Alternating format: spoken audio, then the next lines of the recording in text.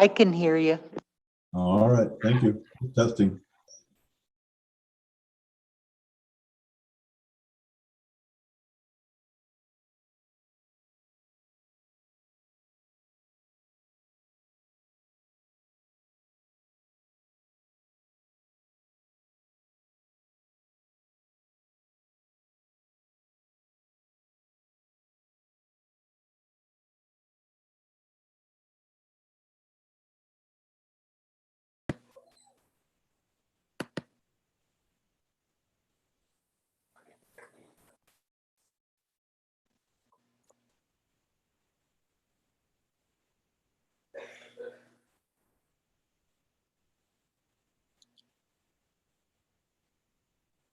Okay, so cute.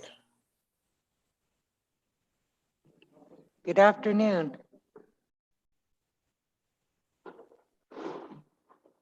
Just making sure that it could be heard okay.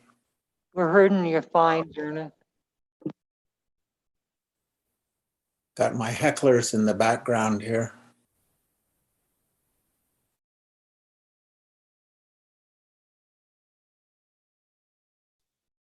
I told you to send them hecklers to Rocky Boy. Yeah.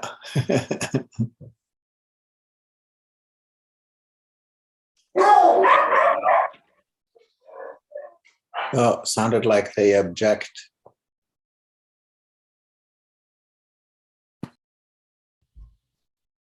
We have Jerry Nikolai and August Left Hand in here with us today.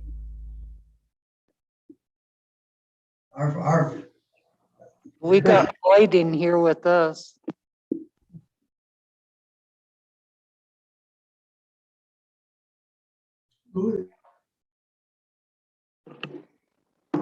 Okay, we'll call the meeting back to order.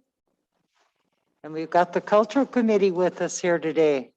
Good to see you, Vernon, and everybody on Facebook. And those that are in the the council room with us. So good afternoon. Okay, so cute.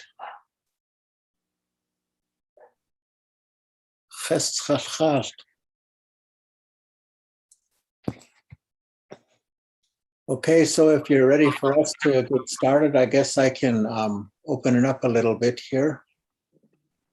Sounds good, Vernon. Go ahead.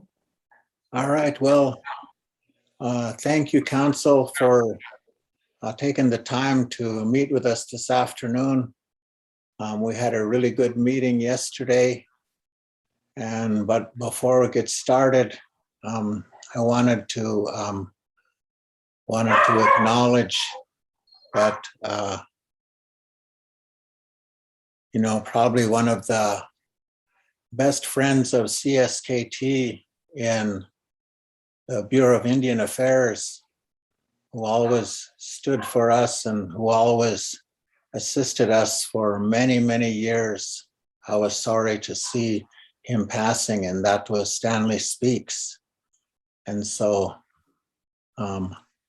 he was probably one of the best CSKT advocates there was in the BIA. And so I just wanted to acknowledge that and to say that, my heart goes out to his family. He was there for a long time, even though he was elderly. He was, he contributed all of his life to Indian people, and so he'll be greatly missed throughout Indian country. So for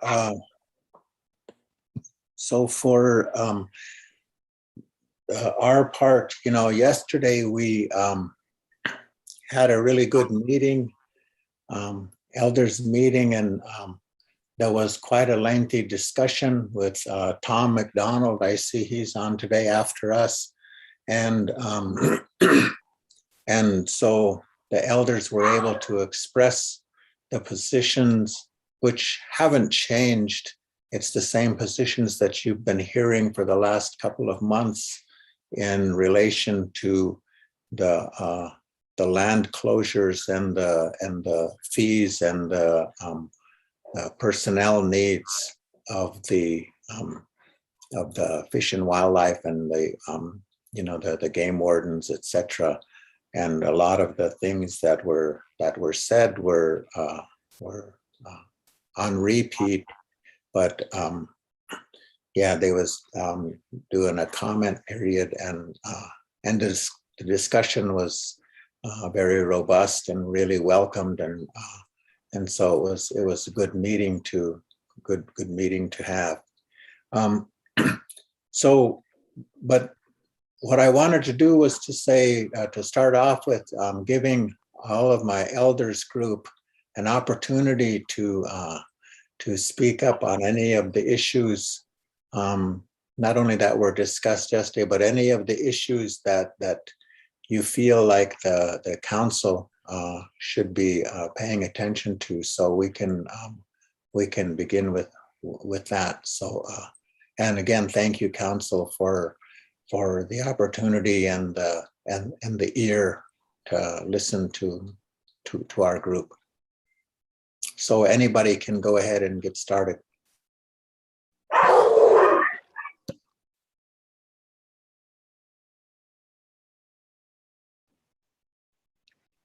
Madam Chair, Yeah, go ahead, Leonard. yeah, I wanted to ask, in the last meeting we had with Tribal Council, good afternoon, council members, Madam Chair. We asked if we could be part of the lawsuit with Earth Justice on the Cabinet Mountains. I asked for an official vote on it so we could join the suit if it does go forward. And I think it was Carol who wanted legal opinion on it.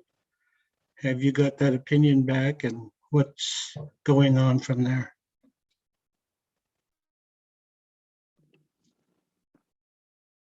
I myself have not heard anything, Leonard, but we could get a hold of Rhonda. And Jen's doing that right now, Leonard. If you can hold that question for a little while. Sure, thank you. Yeah, Ryan Rushi did reach out to me, and I sent him some of the information on it and let him know that the elders were in support of it.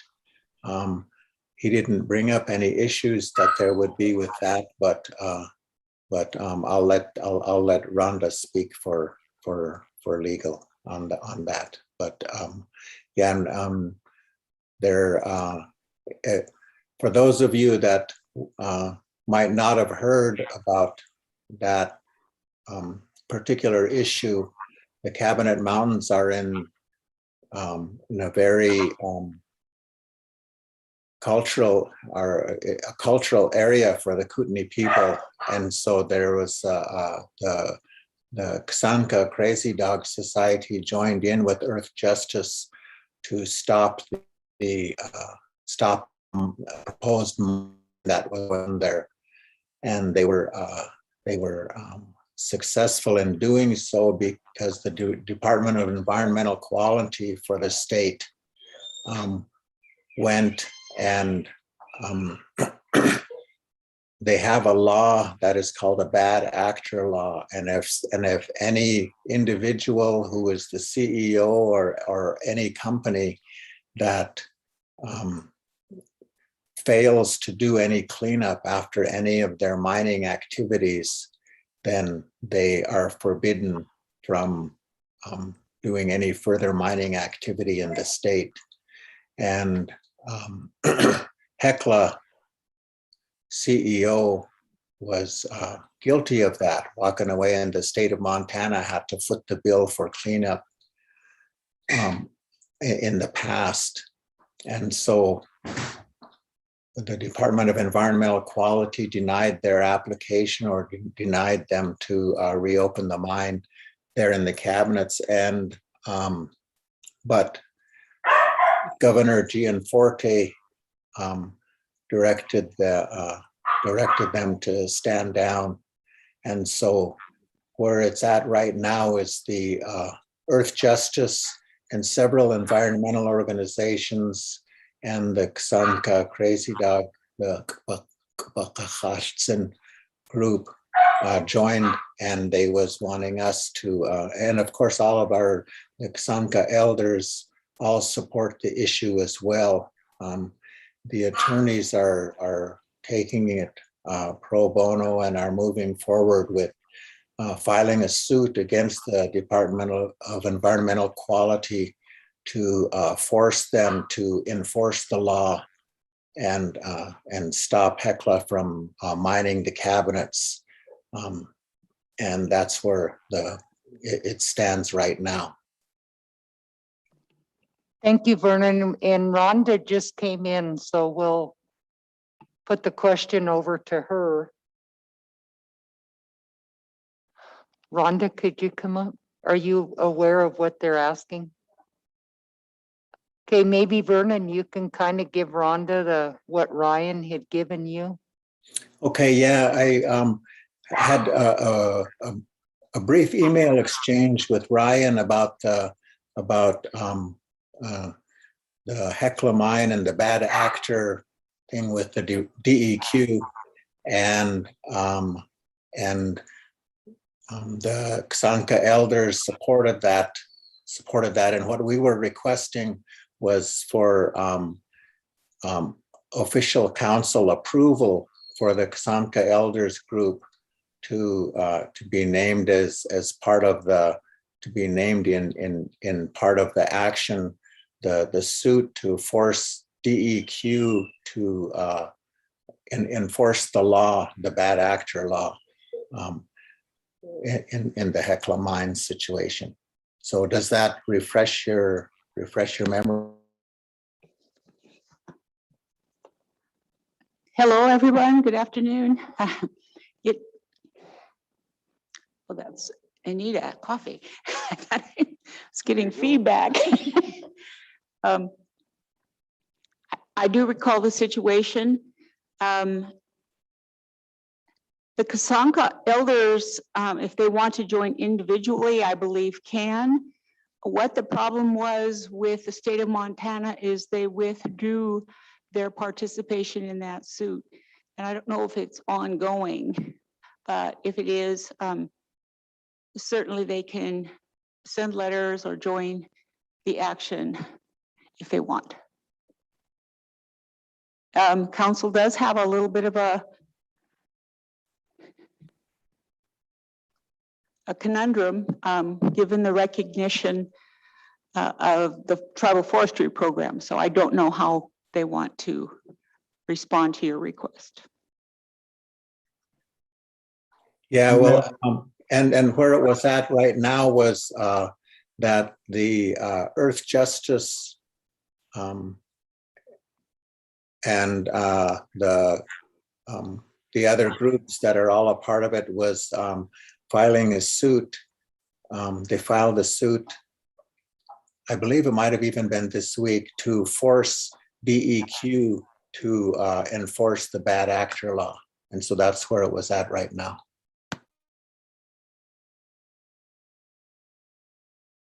Did you have something, Leonard? Yes, Madam Chair, thank you. The reason I was asking on behalf of all the elders is that, this is up in our Aboriginal grounds up in Libby area. And I think it's important that the tribes, recognize that as a whole. And that's why I was asking for official action from the council. I think it's important that we protect our Aboriginal grounds and we do it as a whole, as one. That's why I requested the action. Thank you, Madam Chair.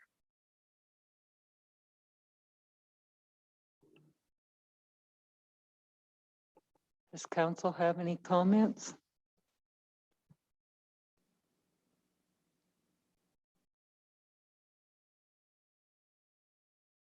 Is this something that legal could bring to the council and have an hour or so to visit about and see which direction we want to go?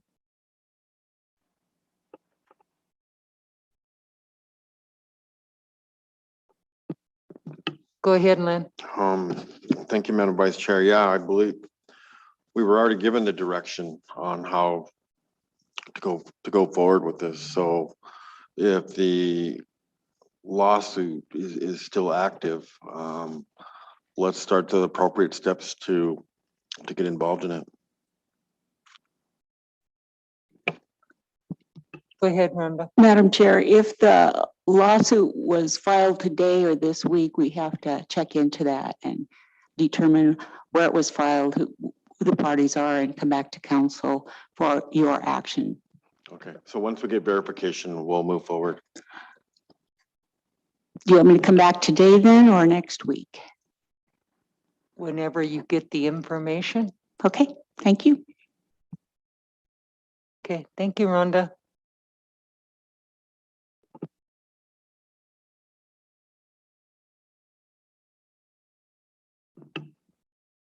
Okay, Vernon.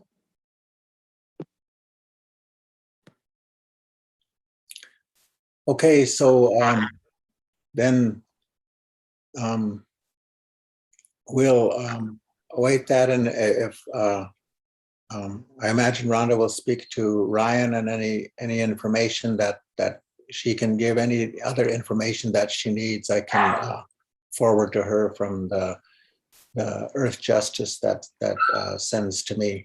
And so I believe there wouldn't be, the Earth Justice was taking the case pro bono, so there isn't a financial obligation involved. It's more of taking the position of supporting the Xanka Aboriginal territory protections would be basically what we would be doing. So it's kind of a no-brainer to me, but that's just from my standpoint. It seems like it is something that we should have been involved in all along, and we should be in full support of, regardless of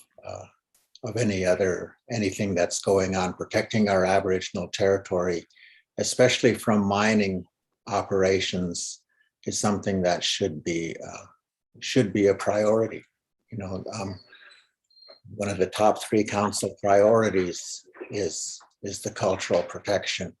And so, and it's directly in line with that and consistent with it. So I look forward to hearing the approval from council on that particular issue. Okay, so any of the other folks want to bring up any of the other issues?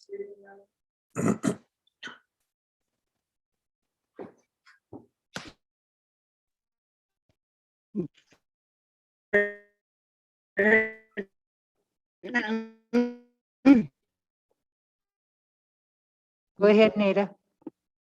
Madam Chair.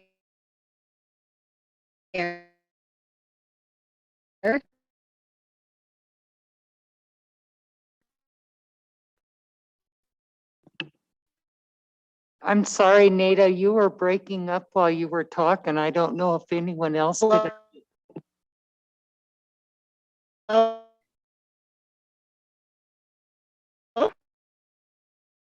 Go ahead.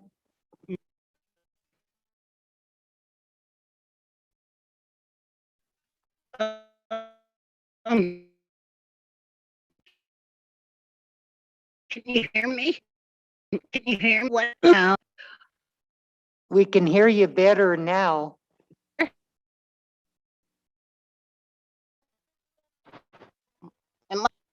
Issues I want to bring out, well, I want to know what's going on is I had heard that tribal council allowed a non-member to go hunt for a member.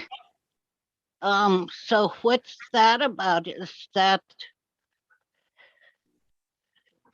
that a regular hunting, or is it a permit?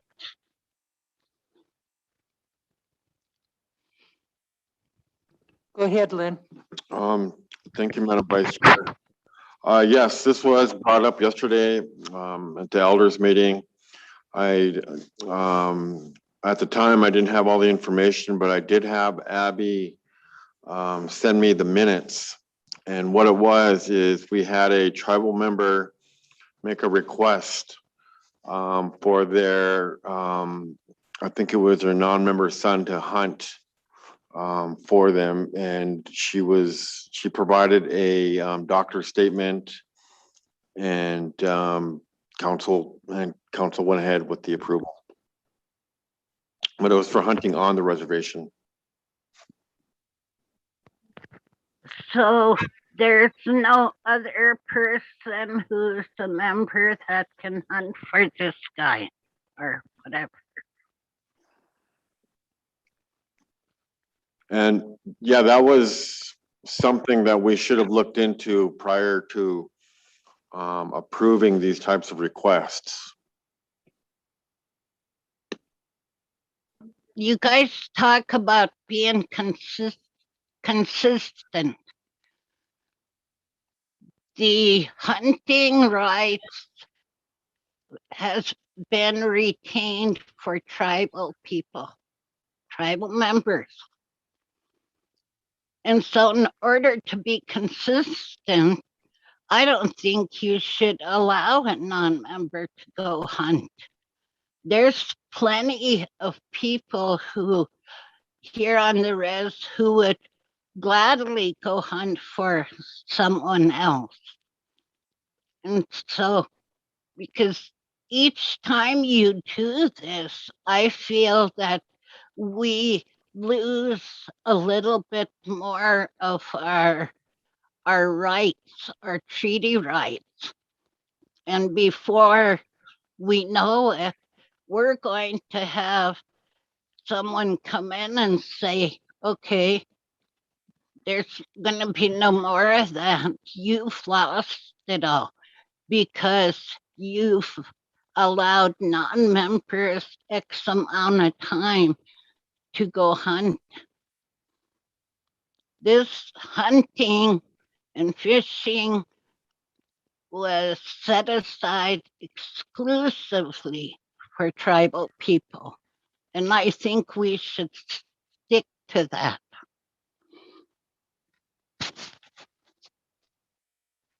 Madam Vice Chair, Go ahead, Lynn. so just, to clarify the action, they requested her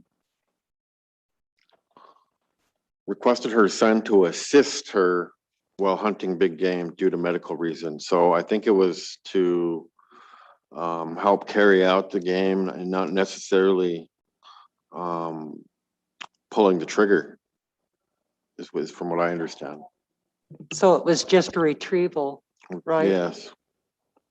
Okay. But even so, there's other people that would gladly take him or her out and that are tribal people. We're starting to liquidate our rights little by little, retrieval or not. Next thing it's going to be actual shooting the rifle. And I just don't like that. I think there'd be many elders who would be against that. I remember Adeline and Alex saying that the first time it ever happened. Carol? Yeah, Madam Chair, I don't even recall being here. I'm just checking to see it was voted 7-4. But normally in these situations, I always bring up that it's a treaty right and we don't allow anybody else to hunt under a treaty right. And so I'm surprised that it's in there. So I don't even know if I was here that day. I mean, I'm not trying to justify myself, but I just can't believe that happened.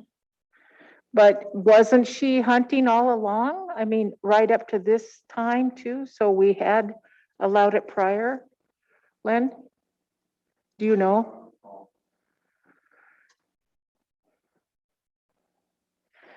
But anyway, I think we need to pull it back. It's a treaty right, and how can we allow a non-member to hunt under a treaty right? And if something was to happen, then it could end up in court. We could end up losing treaty rights under that scenario.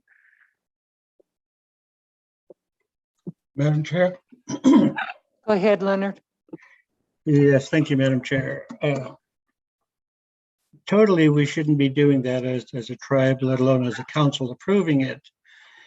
Just for the fact that it is a treaty right, but maybe what council can do, we should do is rescind it, but also reach out to the membership and ask for volunteer hunters for people who need assistance. Whether they can go with that individual or go get the meat themselves. To say the person is going to just retrieve, that's a big assumption, one way or the other, whether they shoot it and nobody knows, and whether they retrieve it, nobody knows. But I don't think we should even be going down that alley about letting non-members assist tribal members. You can't do it hunting moose off the reservation, so why we're even doing it on the reservation is beyond me. But I think it should be revisited and rescinded and ask for membership help for this person. Thank you, Madam Chair. Yeah, Madam Chair. Madam Chair, Yes, go ahead.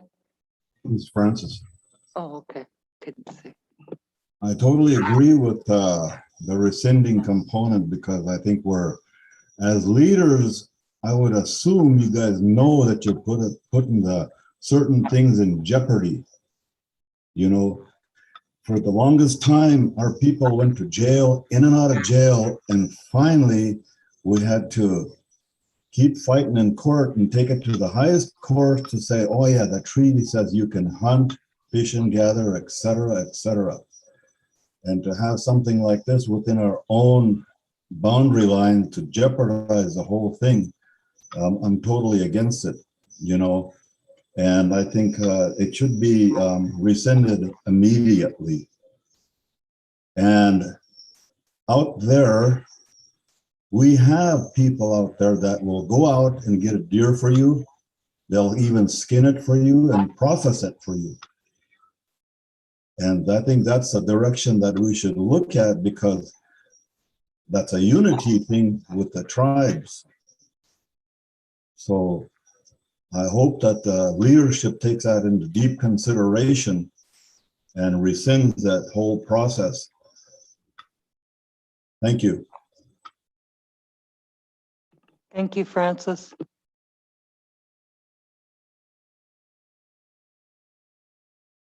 Does council wish to do? Well, Madam Chair, we are in open session, and honestly, this was at the very end of the day. I don't know that we were, as a council paying attention, and obviously we weren't if we allowed this to go through. And I was there. Obviously, I must have voted for it, or at least my silence was consensus. And on that note, I'll make the motion to rescind the action that we took on, I believe it was August 31st. To allow this action. It was August 31st, last motion of the day. Thank you. Okay, got a motion by Martin, a second by Carol. All those in favor?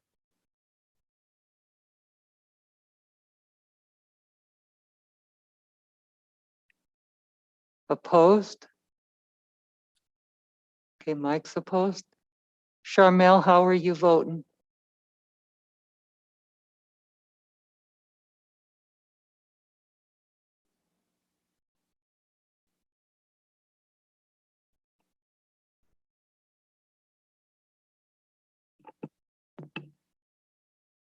Charmel?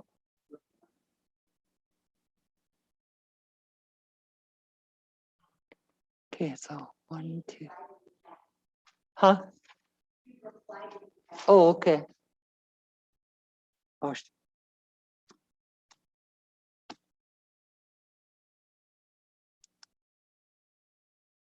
okay, Charmel's abstaining.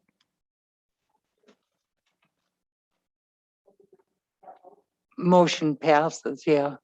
Okay, I was just wondering, Len, you sent us the form that that individual had filled out. Maybe we need to modify that form to make sure that's clear. I can't even find where you had sent the form, or Martin had sent it. I don't think it was a form, it was just There was the a form. council minutes. No, there was a Was form. a form attached to it? Okay, yeah, I wasn't aware of that. Okay, so maybe that needs to be looked at, because I think after council read that, that's what allowed the action to take place, but it needs to be clear that under a treaty right, we don't allow that, and it needs to be said, that needs to be said, and maybe it does, but I just haven't had a chance to read it yet. Okay. Go ahead, Louis. Yeah, oh, can you hear me? Yes, go ahead. I think about this,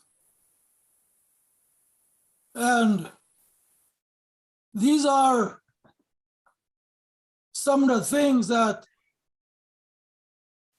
get passed. And it shouldn't have. You know, and how many other issues are like the same thing here happen?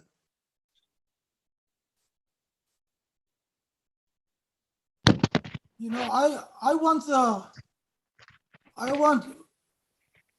who motioned and who seconded and who voted. I want the people to know what their representatives are doing. Can I do that? Yeah, Martin's gonna provide that. Hang on. Hang on. We can't be doing this. That's one of the biggest no-nos. But still, we have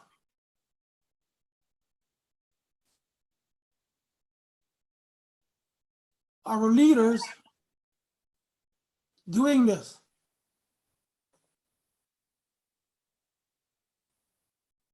You know, it's not right in my books, and probably everybody else's. So I just want the people to know, to see, hey,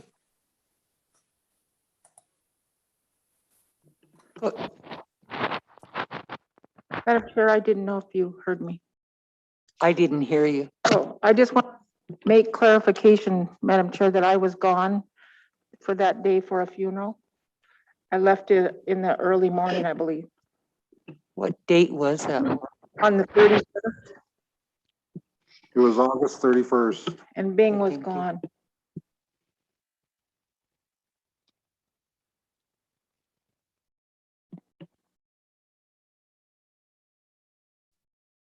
Madam Chair,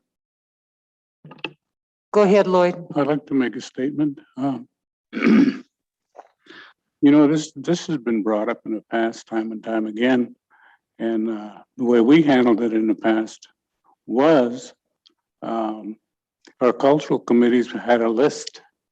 We made a list of tribal members Yeah. who can provide the services for these people who needed it. And they had lists of tribal members who's made themselves available to do these type of things. I don't know if they still do that or not. Thank you, Lloyd.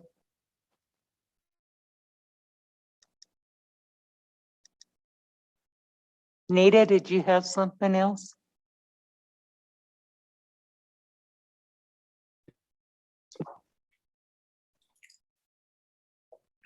Madam Chair? Go ahead, Leonard. Yeah, I'd like to ask Mike, Councilman Dawson, why he voted no on it.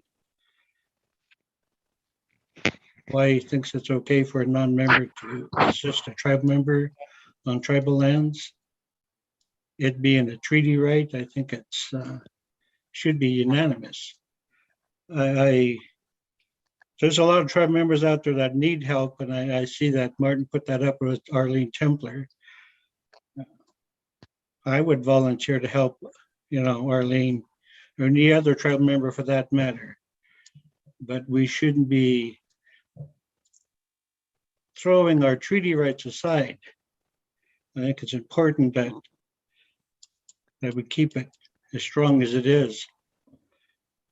Thank you, Madam Chair. Thank you, Leonard. Go ahead, Mike. Thank you, Madam Chair. Leonard, I support family helping family, and this was a son to help his mother.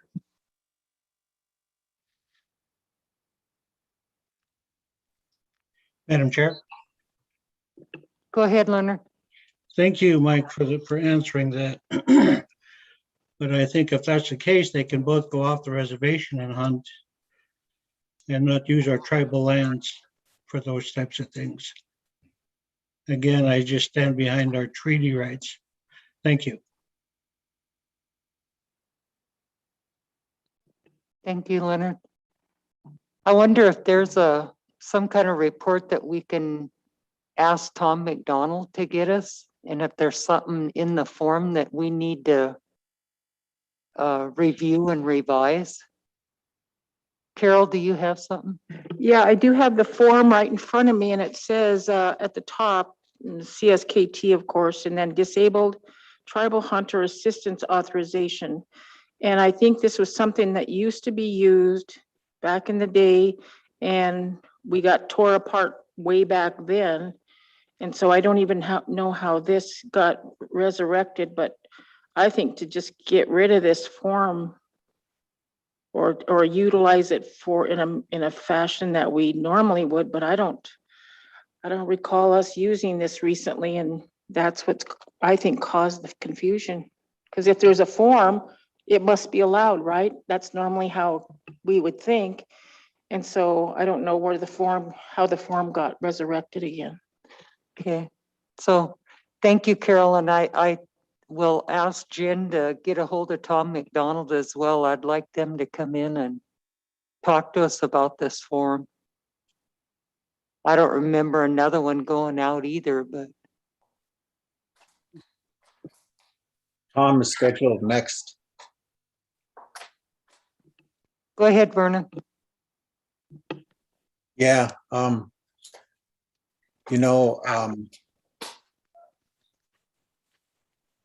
agree with just about everything that everyone has said, but there's a couple minor mentions there that I wanted to point out. We do allow non-members to hunt on the reservation without tribal members and without assistance. There's an agreement that we have that allows that. They hunt, they do ducks and upland game or upland birds, and that there's that hunting has been allowed for a long time. So it's not like hunting by a non-member on the reservation is something new. Now, even when the non-members scoffed at us and threw the permit system in our face and went out and hunted on the reservation, doing their bird hunting on the reservation without our permits and without approval, the tribe still went ahead and approved that agreement to proceed forward. And so that agreement is still in effect. Now, if we're going to be consistent and say we're protecting our treaty rights and hunting on the reservation is only by tribal members, then that agreement needs to be rescinded. That agreement needs to be stopped, and all non-member hunting, whether it's to assist or whether it's to throw it in the face of the tribal membership, all of it needs to stop. We already allow some hunting here, so it's not like it's a precedent-setting thing. Now, I think the real issue with all of this is the consistency. There's, for example, in my home, I'm married to a member of another tribe, and so they, and she can't accompany me hunting. Now I can go out there, I can get it, I can skin it, I can prepare it, I can do everything. But once I get it back here, as soon as I get it back here, then she can participate in every other part of it from there on. Which leads to another question here of, then, how is that a threat? How is that a threat to treaty rights? It's not. So I think the treaty part of it is one thing that you need to consider, but the current policy, the way it is inconsistent anyway, because we have the agreement for non-members to hunt here already. And so, the leadership, the council should really look at all of that.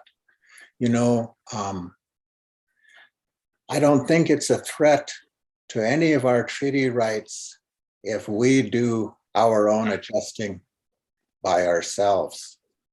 We say non-members cannot hunt with us off the reservation when we hunt moose, but they can hunt with us off the reservation if we're hunting buffalo.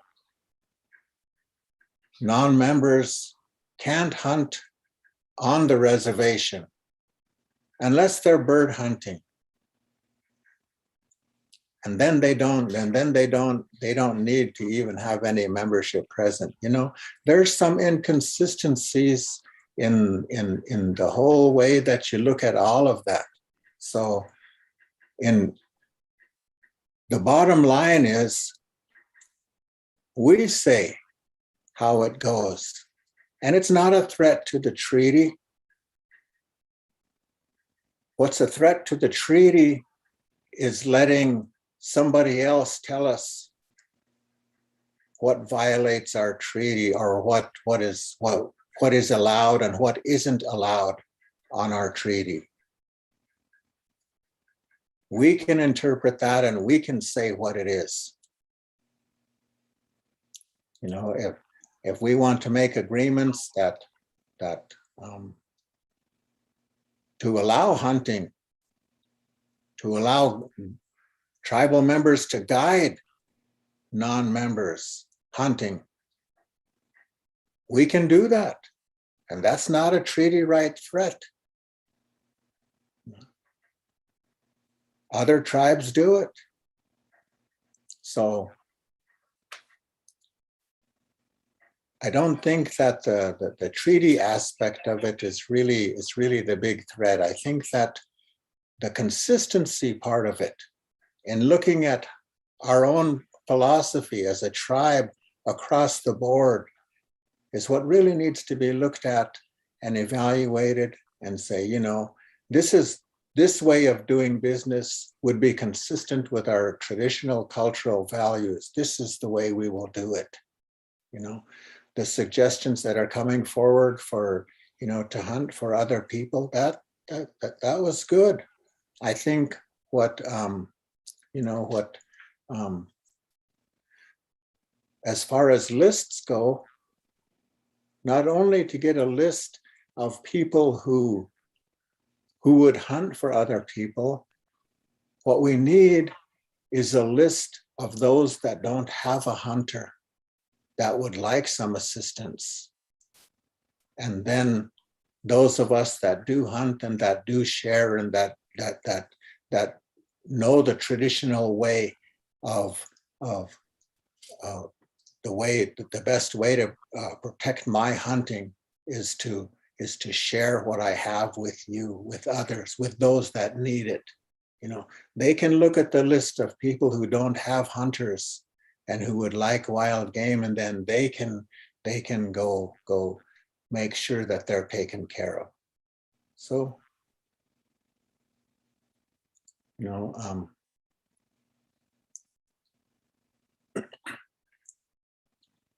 so anyway, that's what I was thinking about it, that you just need to, you know, the consistency part, I think, is the more, is really the question that really should be looked at carefully with the council. So thank you, and I'll shut up and let my elders do their speaking. Madam Chair. Go ahead, Leonard. Yeah, there's truth to what Vernon says, but I still believe it's weakening our treaty. But on the other hand, getting back to the bird hunting that he mentioned, we all know how that started. You know, there was talks and arguments and fights with the state of Montana about bird hunting on fee lands, and it was in court.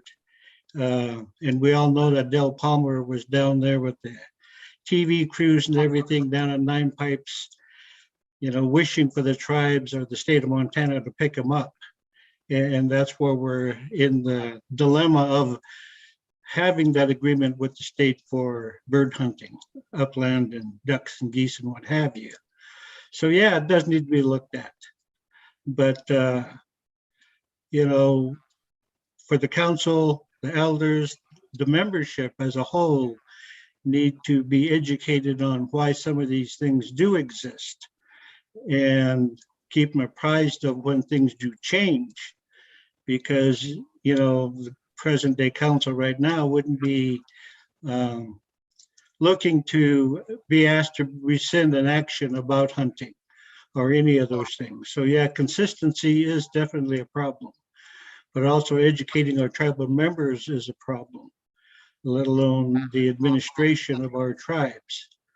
So we got to take all these things into consideration when we do these things, but to remember why some of these things are in existence. And that's an agreement with the state of Montana about bird hunting. Thank you, Madam Chair. Thank you, Leonard. And Tom McDonald is up this afternoon after the elders meeting. So we'll certainly bring it up with him and the legal department.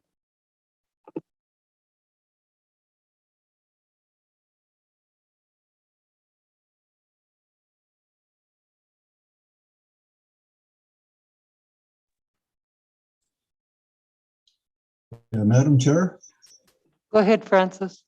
are we done discussing this issue here?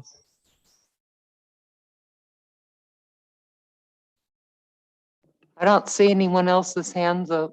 Go ahead. Is it a tajas moment? I have a couple of remarks I want to make and possible suggestions. I was on a field trip the other day with the Kootenai Culture Committee provided rides with and all that up to Kootenai National Forest. And this was in regards to a proposed timber sale up there. And what it was ended up being was a consultation meeting. And what kind of threw me off was that, well, I think that that component there also should have been tribal preservation's part of the discussion. And as we reviewed the history of what was going on Kootenai National Forest reminded us that they sent a letter out to our tribe way back, I never remember which month or which year. The individual at the preservation lead on that for a moment and ended up basically losing track. And the forestry kept mentioning this, that was going to go on, mentioning that the tribes, they felt the tribes were kind of agreeing to what they were proposing here. Well, the personnel that was on the preservation staff tended to kind of drop the ball. And I don't know if it was done on purposefully, because this was in Kootenai Aboriginal territories. And the individual that was sitting on that staff was a Flathead representative. As you recall, when Marcia came into view and the establishment of the preservation had a Flathead point of view and a Salish point of view. So when things would happen within Kootenai areas, we would end up sending the Kootenai interests there. Well, this didn't happen. And I feel, I mean, this is just my feeling, I think it was purposefully done and ignored the Kootenai's interests there. And so if you recall, when Marcia resigned, council made two positions on the preservation. It was myself and the late Mike Durgalo Sr. Mike Durgalo Sr. took on the interest of the Flatheads, and I took on the interest of the Kootenays. And we established a consultation process then. And now that it's in different hands and we have a different leader there, there seems to be some neglect. And I'm very upset about that, because if it's going to be that way, I would recommend and suggest that they take the preservation apart and put preservation under each cultural committee. That's where the ordinance could go under, Ordinance 95. And since even when I was operating on that place, Ordinance 95 has been operating kind of, I'd say, illegally. There's some components in there that's not complied with. And I think if it was under the cultural committees, it would be taken care of. So that's kind of my frustrations upon this meeting with the consultation. It ended up, there was a letter that came in from the Rocky Mountain Tribal Leaders Council, and I don't know who they are. There used to be some kind of a Chairman's Association in Helena or in Billings, and I don't know if they even exist yet, but there was a pretty burning letter that came from them talking about Aboriginal territories and sacred sites, and these are people that never laid a foot on Kootenai National Forest. And then a letter went to our chairwoman, and so that kind of ignited this common meeting. So I think that preservation would do a lot better under the cultural committees. That's one thing that I had to bring to this council body.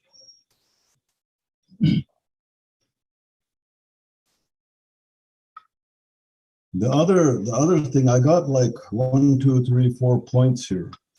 The other thing is kind of in regards to that resolution 21085, the resolution that outlines a lot of cultural language, a lot of do's and whatnot. But anyway, what kind of struck me is that the council authorized and directed the executive officer to do several things and to incorporate the Salish and the Kootenai Culture Committee. and again, do some more things. So then it also points out that the executive officer needs to do a report back to the council. And so my question is that the executive officer is all of a sudden an expert in cultural and language components to what we do. So then how are we gonna get involvement with that? Just how much play does the executive officer gonna have on this situation with this ordinance? Because there's a lot of things in this ordinance that pertains to the various important thing, and that's language. You know, the language, I feel at times it's good what the Kootenai Culture Committee is doing, but yet it has its faults also. You know, we hired a linguist in that department years ago, and it's kind of become an issue that, you know, we want the language to be a perfect language as you speak. And that's not possible. And it's the director of the cultural committee kind of holds that to the foot of the people that are willing to learn. I look at it as a kind of a genocidal proposal. I want to learn the language, but hey, you don't have your glottal in the right place. You don't have that. You don't pronounce that right. So there's this group that kind of addresses that component there. And I think that is the executive officer going to be overridden, or is the executive officer going to make a point there? So that's kind of my other line question in regards to this.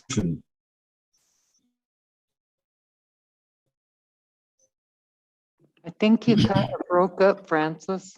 My other component, the land, let me know when it's coming in loud and clear again. I'll be singing a song. Okay, you're back. All right.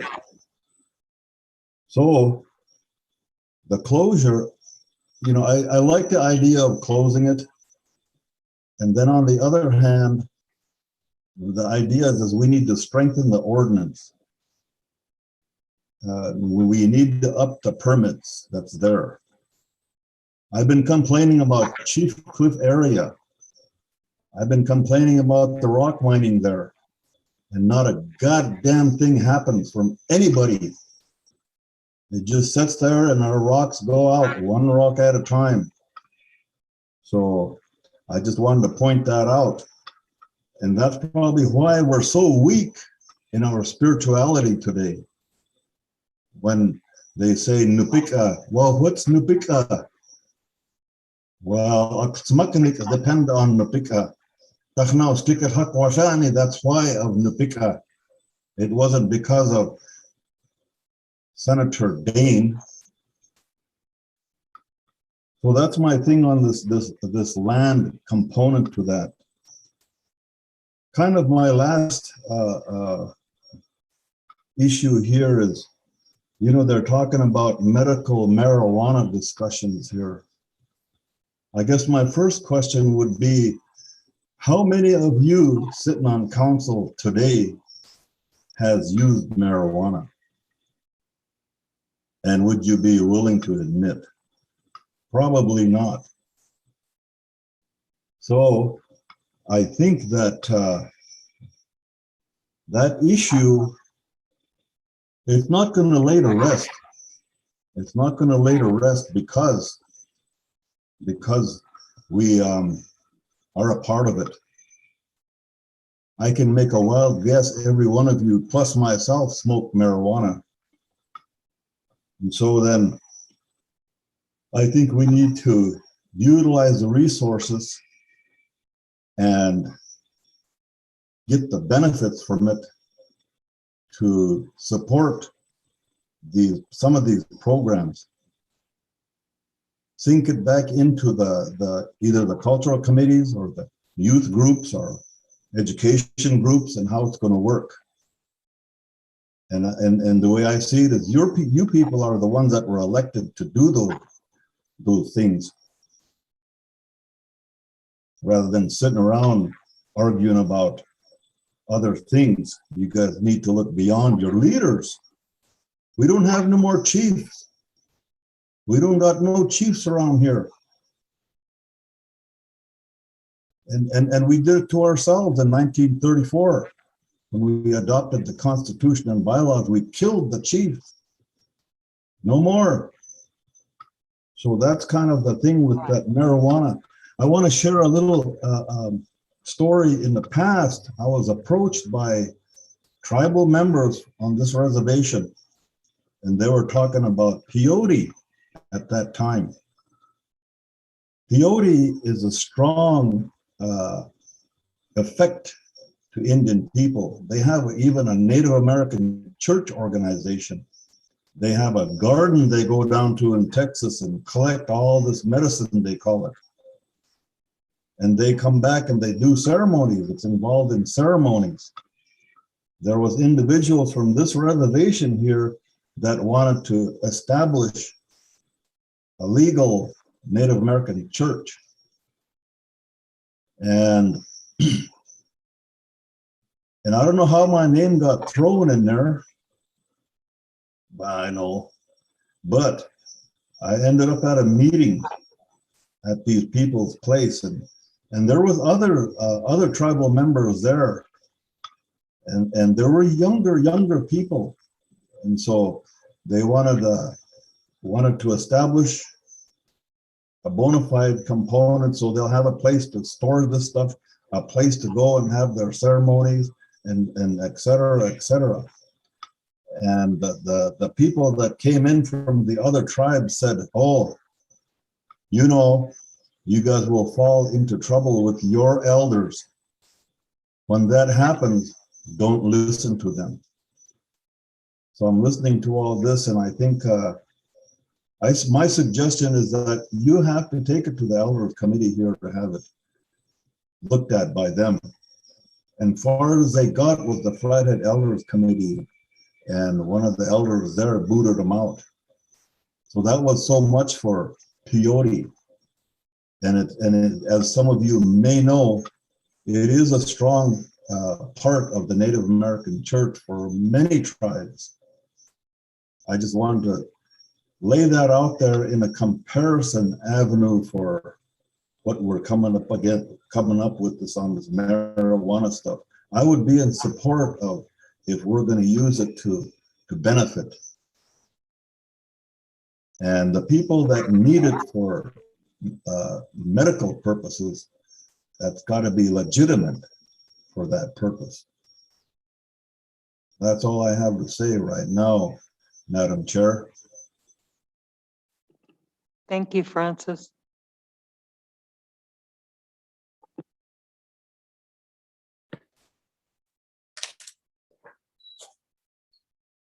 Do you have something, Vernon? Yeah, gotta rebut some of that, you know. There was and I'm in this position that has been given the responsibility of the culture committee and what our mission is. And for me, number one of that mission is the preservation, restoration of the language. We're in a pretty serious situation with it. And I go back to, like I said, in the 70s, sitting there, down there in the bowling alley with those elders at that time that preferred to sit there and converse with one another in the Kootenai language. And I didn't know what was going on most of the time because I didn't know much of it. And I still don't know. I don't know as much of the language as Francis does.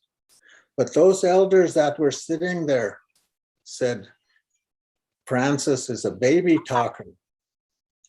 And he should even admit that to you. He's a baby talker. But one of the things that they said was that they did not want their language to be used to speak English. They did not want English to be spoken using Kootenai words. And that requires knowledge and perfection of the language. That requires, if you don't do it to that level, you're changing it. We're changing it towards being the English language. And in my heart, sitting there in those meetings at that time, I made my own personal commitment that I would never do that. I would never, you know, when we get requests, I'll explain this to you. When we get requests about how do you say this? How would you say this? And how would you say that in Kootenai? How would you say, I'm powerful in Kootenai? You know what those elders would say? They would say, you never say that. That's a challenge. You never say that. You can speak about somebody as being powerful, but you don't say that about yourself. You know, that's the kind of thing that could happen. In today's world, the counselors, all the people that are trying to lift us up and build up the people's motivation, build up the people's self-esteem, they'll tell you to stand up and say, I'm strong, I'm powerful. But that's never something you would say in the Xanka language. You can be,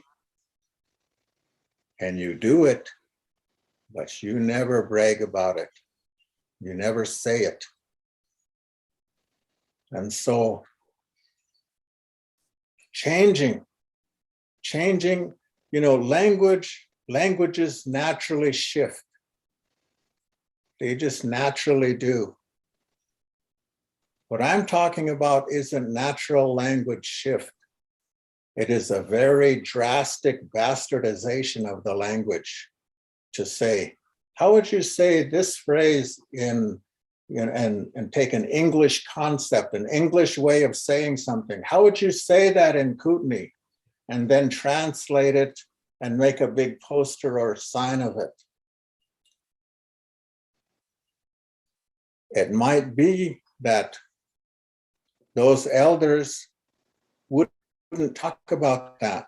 Or if they did, they would talk about it in the way that you do in English. That's what I'm talking about with language perfection. And that's as long as I'm the one that is having a say about what goes on with those language classes, that's the way it's going to be. I stand by those elders that commanded perfection, that said this man is a baby talker. I stand by them, and I always will. Oh, yes.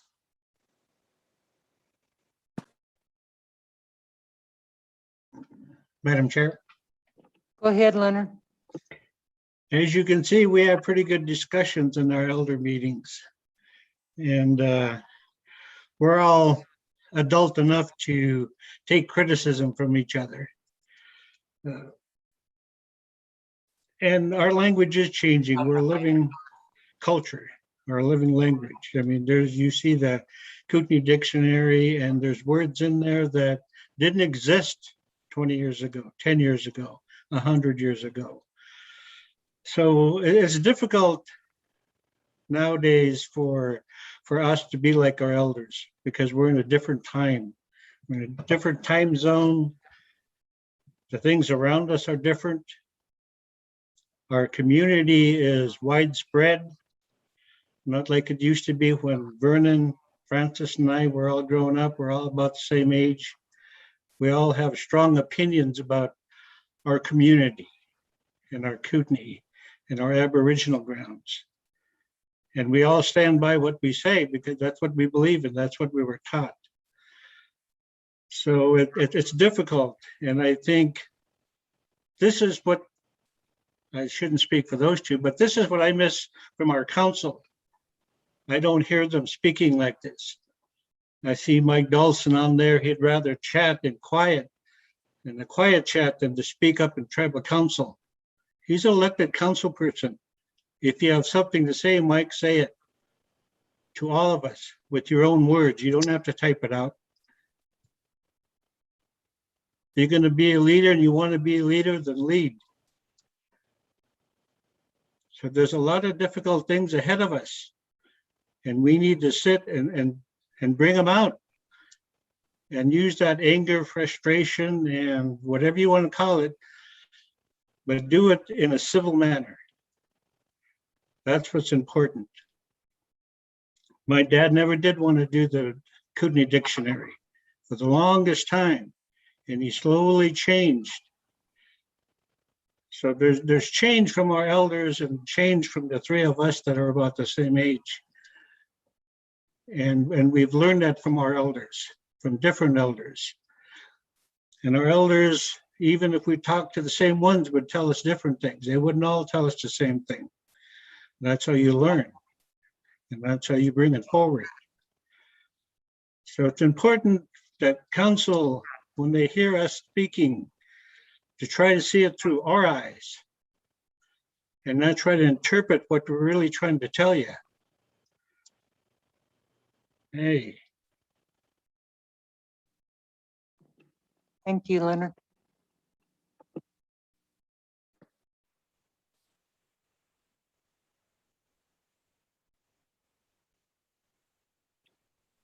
Yeah, thanks for that comment, Leonard. You know, I think and how you started that out is perfect because that's what happens. You know, you bring out. I mean, I don't think there is. Well, there might be one or two on the elders group that has had a strong disagreement with me or with others, and we bring them out and we talk about. But we're all still there. We're all still part of the group, and we're bringing them forward again. So that's good. That's good to see. Thanks, Leonard. You're welcome, Vernon. Louis, did you have something? Yeah, I don't even know where to start. I hope you guys have a couple hours. The afternoon. Well, the last meeting we had with you guys, I talked about Elmo. I talked about what Elmo doesn't have. I talked about what I want for the people here in Elmo. And I'm going to continue with that. By how many millions of dollars from the water compact are we going to get for the next 10 or 20 years? Does anybody have that?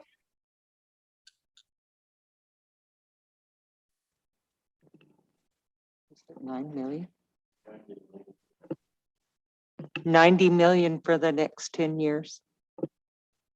That's 90 million a year for the next 10 years, right? Junior, that would be 900 million in the next 10 years. That's mandatory paid to the tribes. Okay, well, that's good to hear. So I talk about offices for Elmo. I talk about work for the people of our community. I said this the last meeting. Was there anything from the council members? Was there anything done about it? If somebody has something, raise their hand. Was there something done about it? Okay. So what I can see coming, and these are the words coming from you, the words coming from me, the words coming from a few of our elders here. We talk about the preservation office. You guys heard a little while ago. Well, the preservation office needs, or preservation needs an office in Elmo.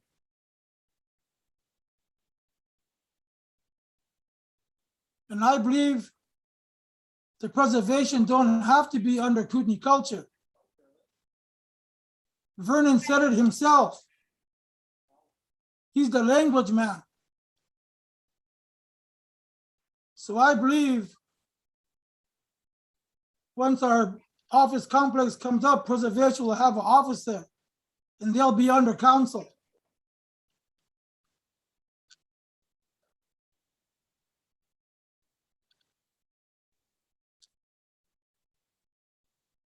We got NAGPRA coordinator. Are we even involved in NAGPRA today? The big shots in DC or wherever they're at? Is somebody answering to them today? I don't think so. So the ball was dropped there. So there's another office. There's 2 offices in Elmo now. I think Kootenai Culture deserves a new office too in this complex.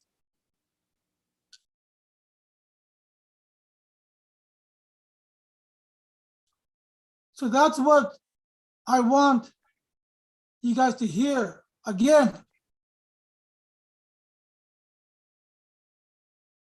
Can you guys direct economic development to start working on this? To start working on the office complex in Elmo?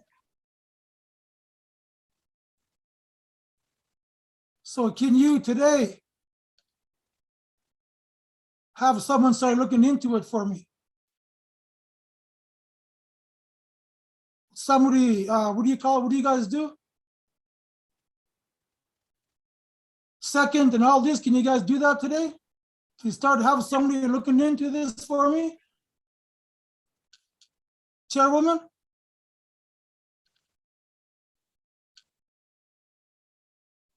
And vote on it at least? That's the only way I'm gonna get, I feel, something done. So is there a motion and a second and vote on it? You guys are in session right now to direct somebody to start doing this for the people in Elmo. Madam Chair, Go ahead, Carol. is it okay to speak? I know you're not finished yet. Sure, go ahead. Yeah, I don't think we're at the point where we can take action yet. We need to have a discussion about who would head it up.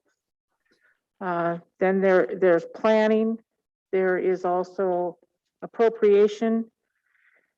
And that all takes time. I know you said from the last meeting, what's happened to this meeting, nothing. We've been very busy. But you're right, at some point an action will need to be taken to move it forward. But until we can have a discussion amongst council on who's gonna work on it and those kind of things, we don't take action until that happens. And maybe not all the council agrees with you. So until that happens, I don't think we're ready today. Maybe the others are. I just don't think we've had enough discussion on how we're going to move forward yet. But I like the concept. I think it's deserving. And in the organization discussions, one of my priorities was to put a new facility down in Elmo for the kids. Basketball courts, just like the old hall. So a place for those kids to meet, and then also have a recovery hall or recovery offices in there so people would have a place to meet in that community, because there's a couple of different meetings that people would like to set up there and talk about recovery of opioids and what is it, narcotics, alcohol, and then just drugs in general. So, and then and now Al-Anon, they're talking about a club for kids. And so there's a couple of different discussions going on, but I think that all needs to have, council needs to have time to be able to discuss it and figure out what way we are moving. And then we need to have a discussion with the community. You know, we can't just assume that we know what you all want, and we don't want to build another building until we figure that out, until we find out from the community on what their interests are. But the elders are critically important to this discussion, and so I think in time it will happen. It's just not happening that I know of today. Well, that's what I'm asking. I wanted to start today. I've been asking for this how many years? So I want you to at least say that you guys will get this ball rolling and start discussing it. I don't want to come back next month and nothing was said. Can you guys promise me that? So go ahead, Martin. Thank you, Madam Chair, Vernon and Junior and all the elders. I think that, you know, what you're asking isn't off the table. We can, you know, as always, we would start with probably a feasibility study, and then we would look, like Carol said, at the funding. The problem right now that we're having with the water settlement funding is we have our hands tied for the next 10 years on how we spend those funds. Those funds have to be put in to the flat irrigation project to get that back to where it's at. And then we can start using those funds. We're trying to work on getting those funds appropriated sooner. But I think where we would go if we're going to do something up at, you know, in a different community is we would look at the ARP funds. Those funds are here. We have them. And, you know, each community has their own special set of needs. And we've talked about similar to what we're doing with our staff, kind of doing listening sessions in each community and really seeing what, you know, the needs are for the entire community. You know, I think that, you know, offices are great, but, you know, we also need to look at our kids and our elders and housing and facilities for them. You know, our focus right now is, you know, obviously the pandemic. You know, that's not going away. And before we do anything, we really need to tackle that. And in the last month, Junior, I'm sorry that we haven't done anything because, you know, I feel like council kind of got hijacked the last month by a few individuals over some allegations that were brought against another council member in a way that wasn't correct. Didn't follow policy, didn't follow protocol, didn't even follow our regular structure of our meetings. And so, you know, that's why we're, you know, that's why we're where we're at. We haven't really done anything for a month. And we're still in the process of that. And so things like that, you know, these disagreements, I wish we could have disagreements like Leonard was talking about, where we can come back and actually come back and be the 10. You know, our council is fractured right now. we have a lot of work to do. And that one, the hunting thing is an example of that. Where, I think we just hastily took action on something. Because we don't sit there and discuss, we don't sit there and talk. And, the stuff that happened, that was brought in by, council members, candidates, that's basically stopped us for a month. It stopped us from looking at important things like COVID. And there's been one person that took some accountability in this, and that's it. And we're still here, and I appreciate these. I appreciate being told what we're doing wrong. I appreciate your guys' words. And even, and the biggest thing for me is if I screw up personally, I own that. And I own it immediately, because letting it drag on doesn't do us any good. All it does is prevent us from doing work. And so our focus, we're not forgetting about anybody, but our focus has definitely been taken off of what we need to be focusing on. And I'm sorry for that. And, we will do better. And that can start with, looking into what, first, of course, it'd always be the land. Where are we going to put something? Do we own something? Then obviously the infrastructure, the water, the sewer, all those things, this is a process, and we'll do better. And that's why that's why we're doing these things, because we haven't heard from you guys enough. It's basically a year of just not knowing what your guys' asks were. And so I think this is a good first step, and, we'll do better, Junior. Promise. Yeah, I hear you. Everything you talked about, everything you said, that's what I'm doing. Everything you just said, that's what I'm doing for us up here.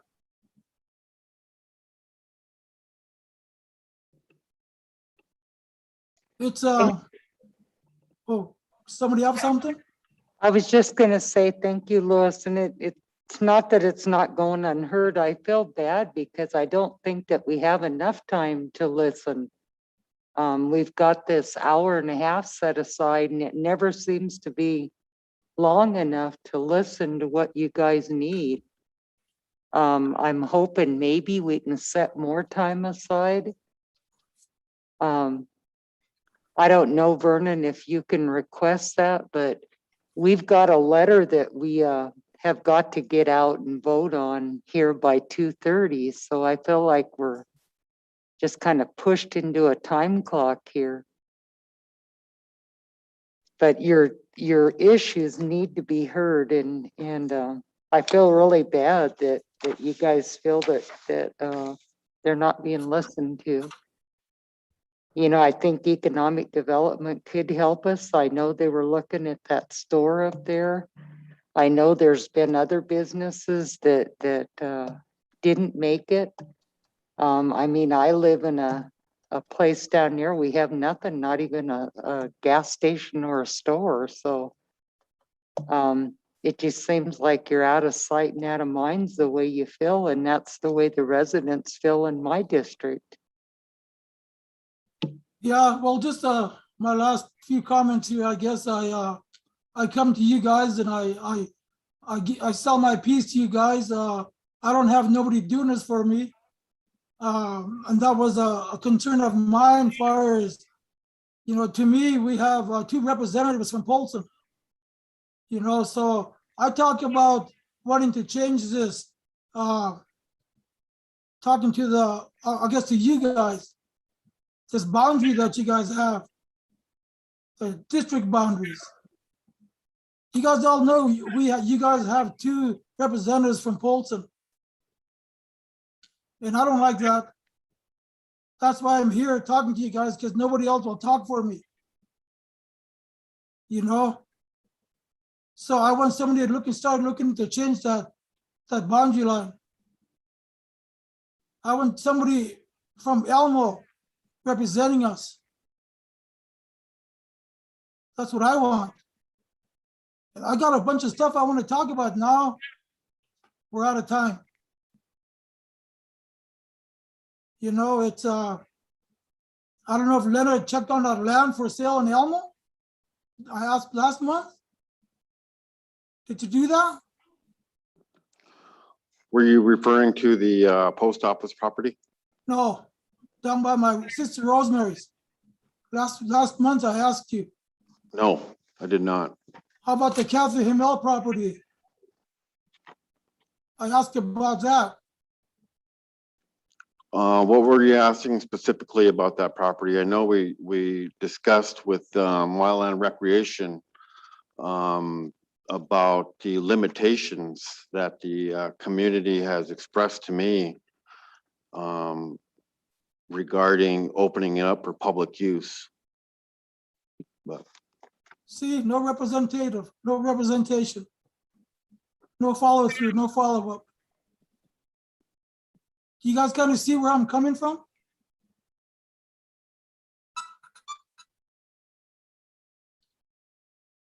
And there was another thing, this goes to the election committee. I know a couple of months ago, there was some talk, conflict of interest for some of the candidates at a meeting. But it's okay to have Tom McDonald at all your district meetings, a candidate. I don't think that's right, but I don't know what policies you guys have. You know, you guys won't let some other candidates not be at your meetings, but Tom is a candidate. And he goes to all you guys' district meetings. It's just a comment that something that's on my mind, you know? So you guys, I hope you know where I'm coming from. You're probably getting tired of me. But this meeting was set aside for like this. You know, and I'll continue to come to this meeting. I hope we do have 2 hour, 3 hour meeting. When they first started, it was supposed to be an afternoon with the council. Now it's an hour and a half. So I guess that's all I have. I have more, but I hear what Anita's saying. You guys have to run. But about that committee, the election committee, anybody have an answer for that? I will. Do you have anything, Mike, or is that something that I'll we jump could on it. look into on the election committee on reviewing the campaign? Pardon me, when it comes to district meetings are open meetings. Anybody that wants to attend can attend. And district meetings, oftentimes the representatives hosting those invite some of the department heads or folks who are doing certain projects to come and explain those. And if those folks are invited, they have the right to be there to explain what work they're doing. And I'm not sure what capacity Tom McDonald is in these meetings. If he's requested to come and talk about projects, that's an appropriate purpose. If he wants to go to a meeting personally, that's his right. I don't know if that answers you, Junior, but I believe that Tom has his right to be at those meetings. I got you to talk anyway. Good job. Madam Chair. Leonard, and then we got Martin. Yes. Yeah, you're talking about the election and candidates and stuff. Martin mentioned candidates being at the council meeting or what have you. You're part of the problem too, Martin. You should be speaking up in council when things are present and not do it behind the scenes. And that's what I keep talking about, is keeping the membership involved. You know, there's a double standards when if I come to council meeting and I'm speaking up like I am today, I'm speaking up as a candidate. No, I'm not speaking up as a candidate. I'm speaking up as a tribal elder and as a tribal member. And I expect you guys to respect my views as well as the rest of us elders here. And it's important. And that's why I keep hammering it forward, is educating the tribal members on what's going on. You know, there's a lot of things that's going on that this council doesn't tell the membership or advise the membership or even involve the membership. There's other things happening besides just what Martin mentioned about a couple of council members. There's more than that involved. Even if you're going to start spilling a little bit out, Martin, spill it all out so we can all hear it. So everybody knows about it, not just a few.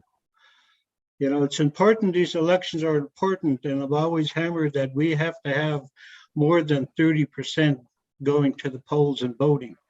We need better than 60, 70, 80% going. And when those people go to the polls, they know who they're voting for and they know why they're voting for them. You got half the members that don't want to change what's happening in the organization, that don't want to change what's happening on the reservation. And you got the silent majority of 70 that's just fed up with it. They don't want to hear it anymore. So they don't vote. And that's the responsibility of council. And that's why you have district meetings. We don't need district meetings where you bring 20 people in where the membership has no time to talk. It's just like today. You said, what was it? An hour and a half aside for the elders? Why not set aside the whole half day or a whole day? There's a lot of other subjects I want to talk about, and it's too late because we're running out of time. And they're important issues I want to bring up. And I'm bringing them up as an individual, period. Thank you, Madam Chair. Thank you, Leonard. And I am going to ask on the scheduling why we only have the hour and a half. I would think the whole afternoon with the elders, you know, at least once a month. Like you said, there's just been enough time to get all the issues out there and get your answers. So Carol, did you have something? Oh, Martin, I'm sorry. Thank you, Madam Chair, and thank you, Leonard. I always appreciate criticism. And that's what I'm here. You know, I understand that. That's part of my job. We may not always agree. And I'm not sure what all these other things that you're referring to, you know, the other people involved or, you know, I don't know. And I won't even address that because that's an ongoing investigation and, you know, what I said is what I said. And as far as the district meetings, you know, Tom McDonald oversees something that's pretty important right now. The bison hunts are coming up. And that's why I brought them to my district meetings, because I've been getting a lot of questions regarding the bison hunts, about orientations, about, you know, what it's going to be like under COVID. So, you know, he was there as a department head, and you guys are all welcome to come. You know, every candidate is welcome to come. I did my best to publicize that, and it's up to everyone else to show up. Unfortunately, we had some extra Indian tacos left over last night. And, you know, if there are questions out there that, you know, I'm not addressing or that I'm not speaking up to, you know, let me know. And please don't say vague things and vague accusations. You know, this is open. I'm a public person. As an elected official, criticism comes with the territory. But understand, I will refute things. I will offer a response. But thank you. Yeah, the question I asked, Mike answered it, and that's all I wanted. That's all I needed. Thank you. Thank you, Junior. Well, I don't know. Like I said, I'd like to check on the scheduling of this. And I myself, I think we need way more time. We were rushed the last time as well. So I don't know, Vernon, if you're the one who requests the time or if that's something through Rick's office, but I'm certainly going to ask for more time. And I'm sorry that we're rushed today because your issues are very important. Yeah, One well, more thing, Chairwoman. I One never. more thing, Chairwoman. Oh, go ahead. Just a minute, I think Francis is trying Yeah. to talk to you, Vernon. I just wanted to say that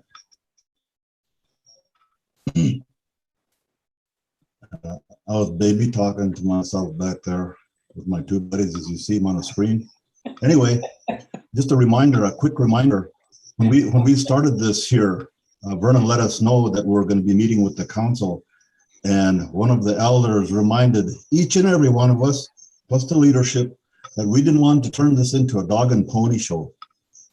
Every time you want somebody brown, you call those Indians. So I just wanted to remind us that we need to remember that so that we have time when we meet with the council and the elders. Hey, Dachas. Thank you. Go ahead, Vernon. Yeah, and I never set or request an amount of time or anything. In fact, I get the email that says, you know, your next meeting with council is on this date at this time. So the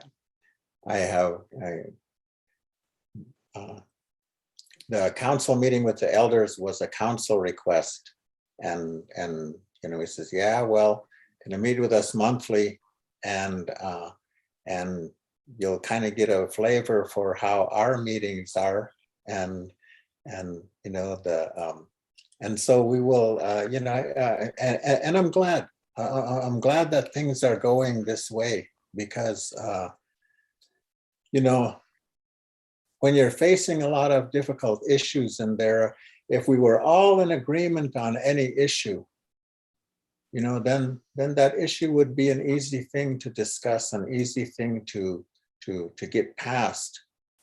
But where we have differing opinions on all of it, you know, those are the ones that really need some discussion. And I know council probably wasn't aware, and that's probably why it was scheduled this way, is because you wasn't sure exactly what kind of issues would come up, and if there was even going to be that much time necessary for it. But now you're kind of getting a flavor for, you know, there are some things that the Sanka Elders Advisory Committee would really like to hash out with you guys. And we appreciate the opportunity that council is requesting. And so, and we don't want to come in here and just say, gee, you guys are all doing a good job, and rubber stamp things like the dog and pony show that was suggested. But saying, all right, well, if you want to discuss some issues with us, then let's bring up some real issues that we're thinking about, and let's hash them out, you know. And so, and the discussion is good. And so I think when everybody, you know, leaves, you leave, you kind of, you know, unruffle your feathers and say, all right, now what was the real issue underneath all of that? And let's do something about it, and let's have a response to it by the next meeting. Let's bring out and let's say, okay, now this came up, and this came up, and this was the follow-up. This is what happened with each of these issues. You know, it's not just an ear-bending session to go to every month with no actions. You know, and so so that's good. You know, you have your minutes, you have your notes, you have everything. You've got some issues that, you know, and I try to sit back and let my elders bring out their issues that they want to talk about. And then and it was good. Junior says, you know, okay, so he keeps on task with saying, so what happened with this issue since last month?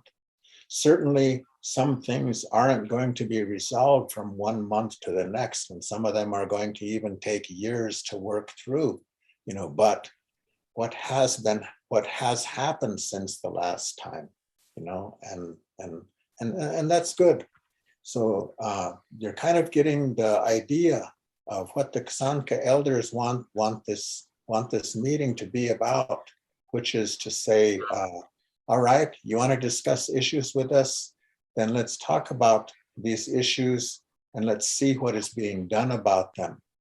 And then let's move forward with it. So it's good. Like I said, we really appreciate the time that you've given us so far today. And I'm sure there are probably other issues that need to come up, but we'll be sure and work on them and bring them out. And if there is something that any of the elders feel like hasn't come up that really needs to be brought forward, I would still like to encourage them to bring it forward at this time. Hey. Okay, one thing I'm gonna say, but there was 9 issues talked about, so next month we want 9 answers. Can you guys do that for us? There's 9 issues we talked about. We need answers for 9 of them. Thank you. Whole bunch of notes, so I have a comment, Madam Vice Chair. go ahead, Lynn. Madam Vice Chair and members of council and distinguished elders, I want to thank you guys for your time today, and I apologize that it was scheduled the way it was. As somebody mentioned, I think one of these meetings should go all day with the elders, because each and every one of you have distinct concerns that we all need to hear. And that's why we're here to listen. I don't want to engage or argue with anybody, because at one time I've challenged the community of Elmo to not only challenge me, but criticize me, because that is the only way I am going to learn. Let me know, because there are a lot of things that what we need to do for Elmo, and it continuously gets brought up. And I look back on my tenure on council, on where Elmo was then and where it is now. And it's the same. It's exactly the same. And that's just the reality of things.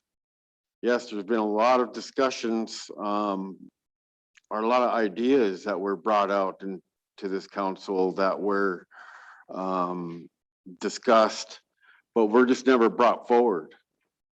And right now, myself, I have been advocating strongly to try to purchase as much property as we can in the Elmo area.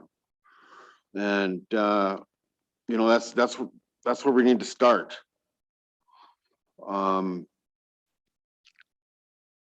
It's just one of those it's just one of those tough issues, but I feel honored to be able to represent the Elmo community, especially listening to the dialogue today.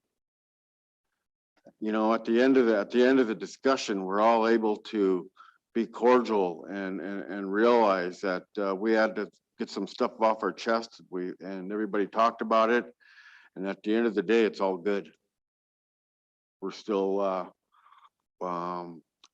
neighbors. We're still cousins. We're still friends. And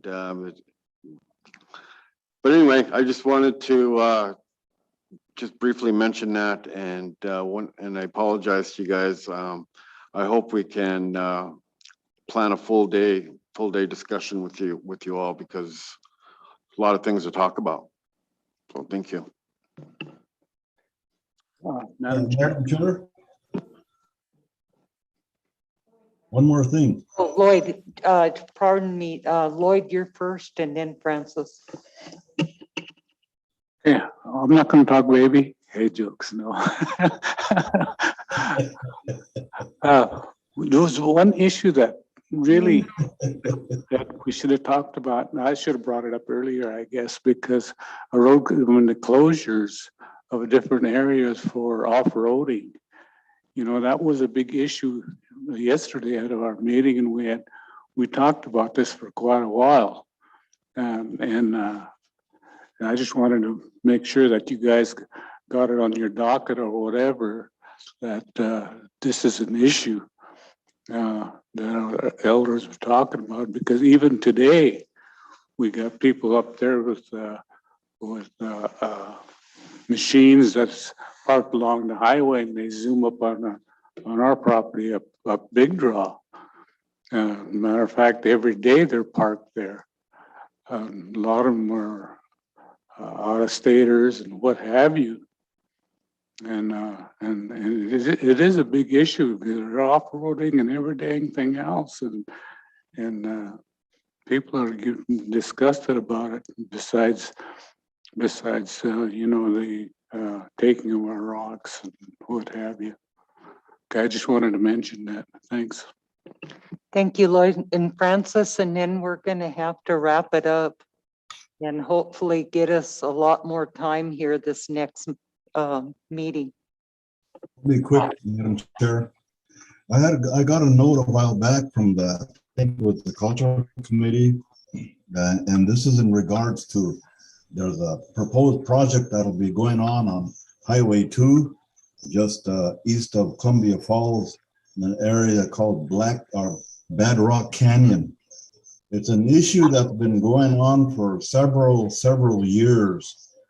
And at that time, the late Pat Left-Hand expressed a concern of that area and the significance of that area. And so that's going to be something that'll be coming up, and it's going to be a very tight squeeze of discussions. And I hope we can jump on top of this. I think Vernon's setting up another consultation field trip meeting here down the road. We'll be doing an on-site visit to the area. So I hope that we can remedy that, or I hope it don't take severe legal action. That's all I have. Hey, Tachas. Yeah, this is Jerry Nicolai. Can I say something here? Go ahead, Jerry. I've never bugged you for a long time now. And now that we're having tribal conflict in recreational areas, I think it's time to speak up again. Like Lloyd was talking about his actions on that. But also I'd like to recommend that all tribal parks put up signs. This is not a national, not a state park, but a private park. In our road areas, it's private roads, stay out. Hey. Okay, well, I appreciate the time that we had today. Hopefully we can get more time this next meeting. I look forward to that. I appreciate everything all the issues that you brought forward to us. And hopefully we can start getting something done and get some answers for you.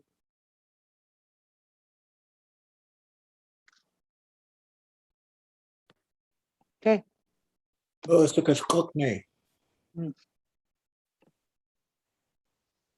Thank you all. Thank you, Madam Chair, Tribal Council.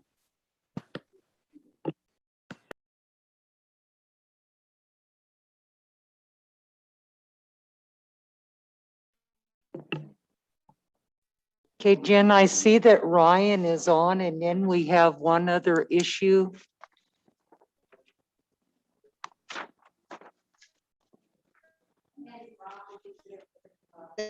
Yeah, I see Rob too. Thank you, Nada.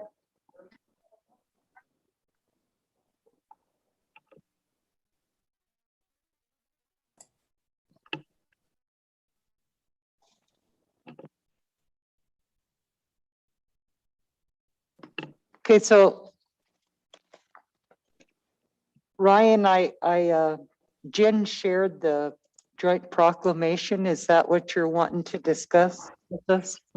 Yes, Madam Chair, and I'll be very brief. I know you guys have had a long day. Just wanted to let you know that I did receive a call from the Department of Interior earlier today, and it sounds like the Secretary's execution of the compact is imminent. I think it will be executed early tomorrow morning. So we've been working, Rob McDonald and I have been working together. We've gotten a press release prepared for, Rob's gotten a press release prepared for you, and then Governor Gianforte has also suggested and proposed that the council, as well as his office, issue a joint proclamation proclaiming the compact and the settlement as the unified authority and law of the land for water on the reservation, and to mark the historic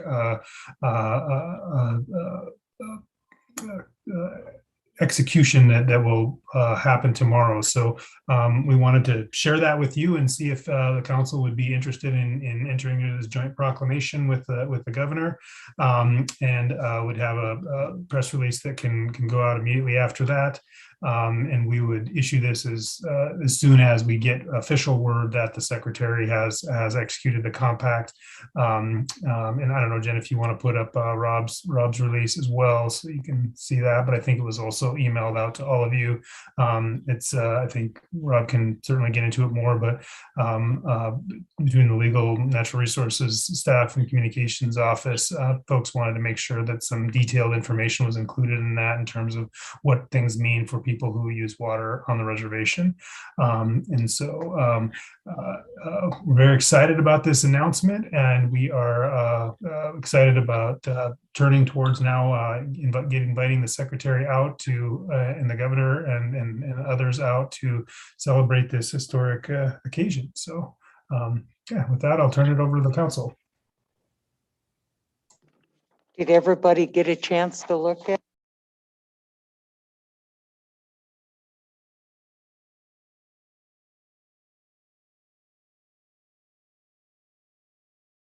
So you need action to go forward with the press release?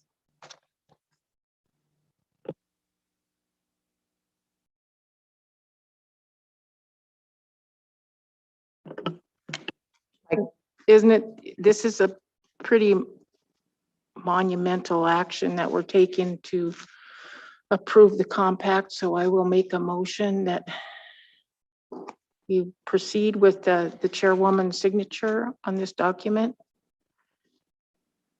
Is that what you're asking, Ryan?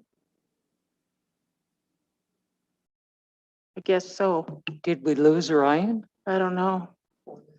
No, I'm sorry. I just don't know how to unclick my mute button. No, that's exactly what we're looking for. Thanks, Councilwoman.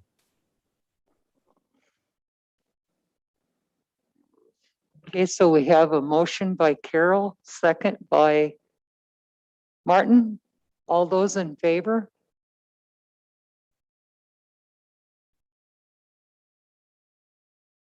I do not see Charmel's vote.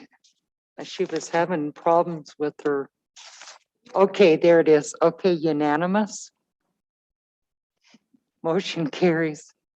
And you had a press release, Ryan, you said Rob had for us?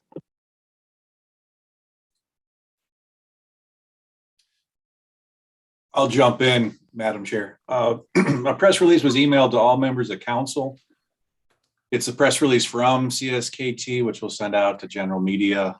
It covers a little more technical detail in how to impact those on the reservation with tribal water rights. Covers a little bit of some of the processes coming. One councilman with eagle eyes did catch a typo, which I fixed already. But that's more or less the press release that is set to go. The chairwoman cleared her quote, which is on the page. Do you have that to share with us, Martin? Could you? I haven't had a chance to jump on my email.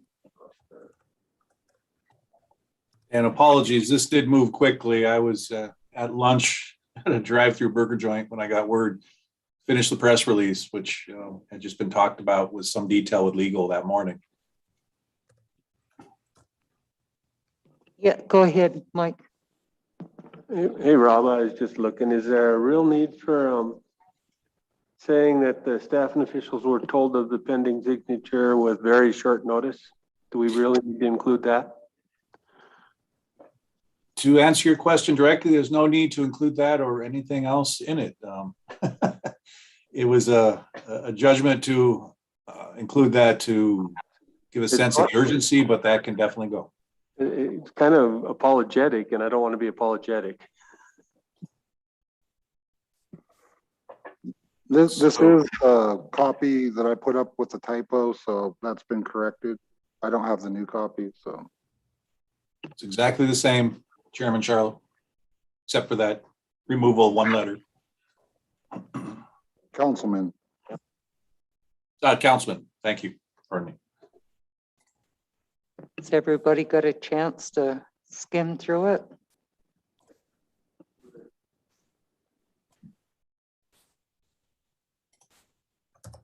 Any other comments?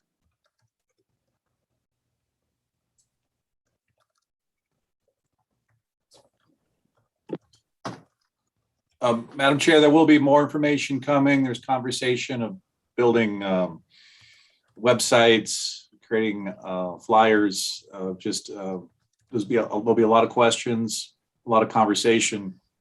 So this is the beginning. Forgive me. The beginning of an information process, definitely not the end. So more information to come as this compact is essentially turned on. Hey, Martin. And thank you, Madam Chair, and Rob and Ryan. Thanks for turning these around real quick. One thing to that point, now that they're, we're getting the signature, we're putting all the press out. This idea that we get 90 million a year for 10 years is getting misconstrued again. People think that we have that money just to spend as we so choose.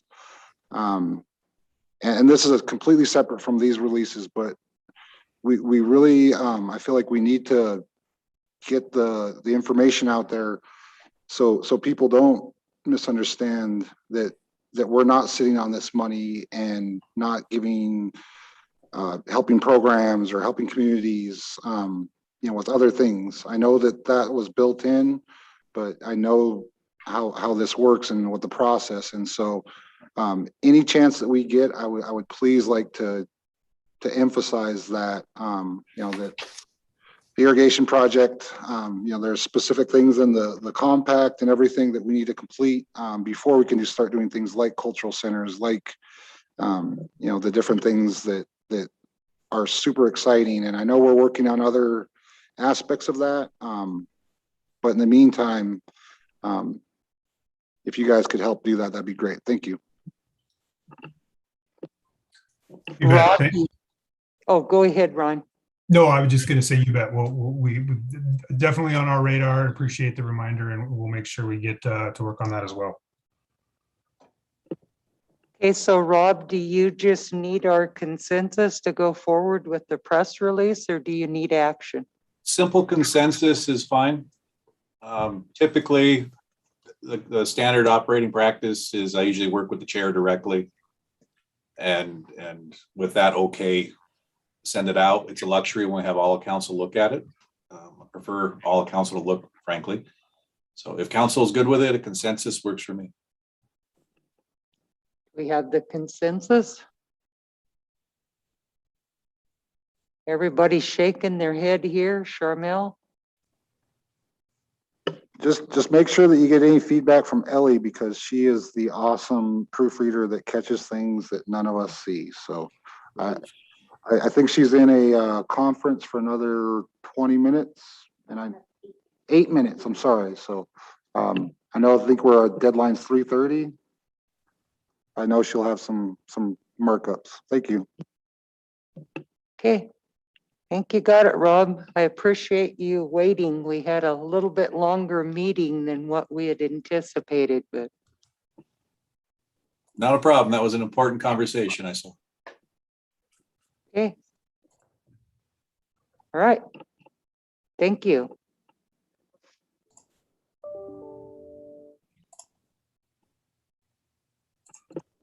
Thank you, Council. We'll let you get back to your day. Appreciate the opportunity to sneak in the middle of your busy agenda. Thank you. Very important. Okay, there's only one other issue on that, the Bison range, but I wanted to clarify something, Carol. This morning with our action on the interview, we failed to say what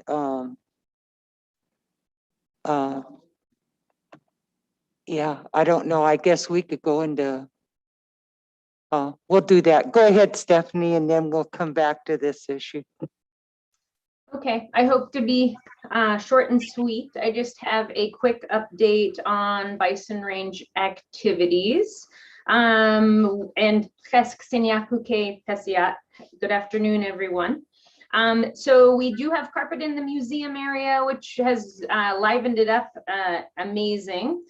We are still working on signs. Our sign guy from Ravalli will start doing our 7 Atatitse signs, which will be going behind the elk display, elk antler display. He is working on, if anyone drives up and down Ravalli Hill, he's replacing that sign that I don't know if anyone's seen, and I actually just happened to see it one time going down Ravalli Hill, but there's a sign he's working on replacing right inside the gate, just by the scenic turnout. He's also working on kiosk signs down in our parking lot area. We'll have our outdoor lettering going on the building shortly, and it will have our tribal seal with Confederated Salish and Kootenai tribes on the building.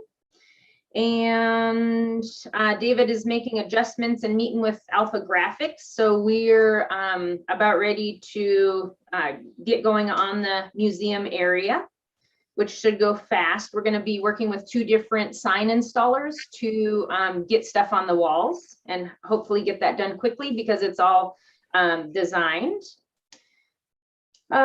Gift shop, I'm continually checking inventory in. I do need to, again, we're focusing on tribal member vendors, and I do need to make time to meet with more of them. The crazy thing is it's during, a lot of people have other jobs, and so making that connection and just trying to meet with them has been a struggle, but we're going to work through that.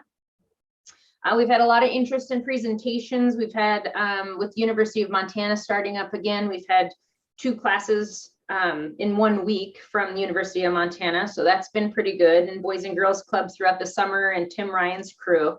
So I think having the museum finished and being able to have classrooms go through will be a great, I'm so ready for that to happen. It's been a long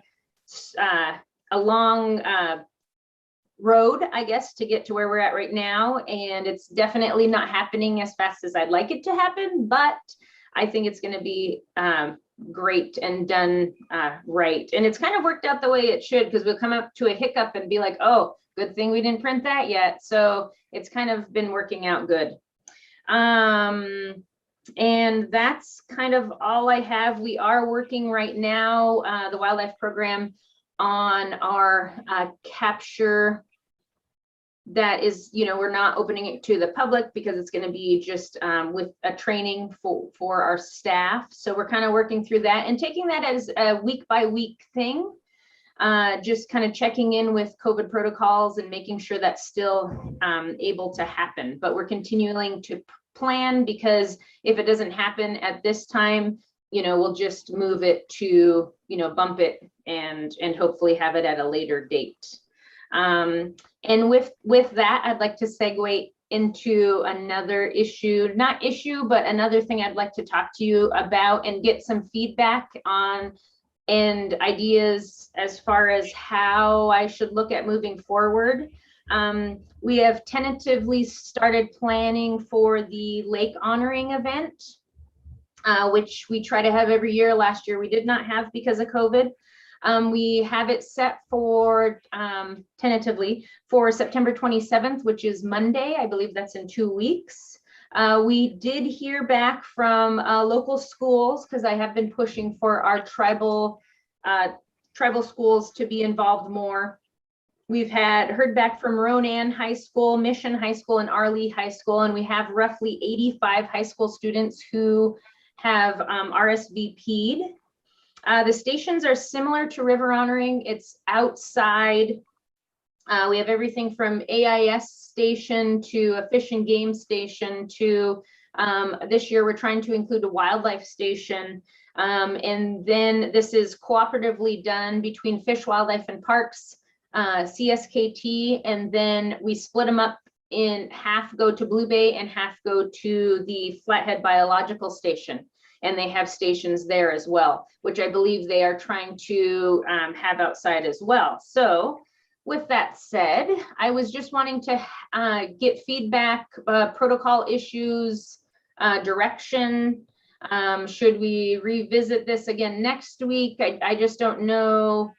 I just wanted to get some feedback on it, I guess, and see what how everyone feels about that, about having this event.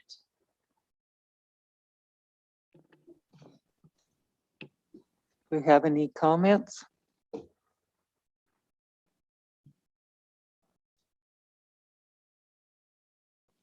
How many people are you expecting, Stephanie, that might participate in this activity? From our student side, we try to keep it low. And the first year we had around 100 students. Right now, we have 85 students that have confirmed. And then, you know, with our stations, we'll have probably 2 adults per station. And, you know, we have enough space, we could, you know, space them out. We could require masks if that's something, you know, we want to require. Everyone's on board with that. Yeah, so 85 students and probably, you know, close to 100 total, but we're split up between Blue Bay and the Flathead Lake Biological Station. We would keep, you know, the classrooms, just like we did with River Honoring, try to keep them separate within their own classes, so we're not commingling at all. But we definitely don't want to push this if we don't feel it's safe. You know, we definitely don't want to have it if it's not going to be safe for the students or the staff. Okay, Martin's got something. Thank you, Madam Chair and Steph. So I guess I would say I wouldn't have it without masks being required, regardless if it's outside. And I would make that very clear to any of these schools that are bringing students that that is a requirement. And if they don't agree to that, then they don't come. You know,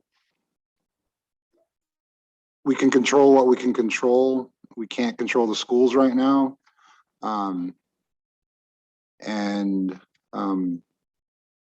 Yeah, I'm even hesitant about these happening. We've had, you know, several other, well, one education canceled their family activity night on the 22nd due to COVID concerns. And so, you know, this is a little different because it is outdoors, but taking extreme precautions, I think, is what we need to do. Like I said, control what we control, and, you know, let them know, you know, even probably a letter to either the school teacher, whatever, and, you know, have them acknowledge that they will enforce masking with their students.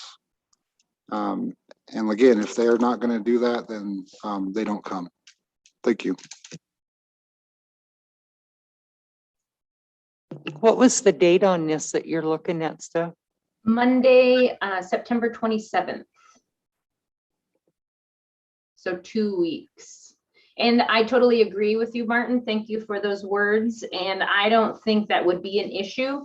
And also too, I'm willing to revisit this in a week. And if something, you know, or, I mean, we're tentative if we need to bump it to spring, if we need to, you know, we're willing to, you know, plan until, you know, we hear from you guys if we shouldn't have it at, you know, if you guys decide the day before we shouldn't have it, we're okay with that. And we'll just bump it to, you know, hopefully spring and go from there.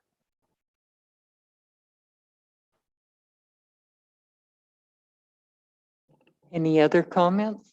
Oh, go ahead, Mike. Thank you, Madam Chair. I totally agree with that, Stephanie.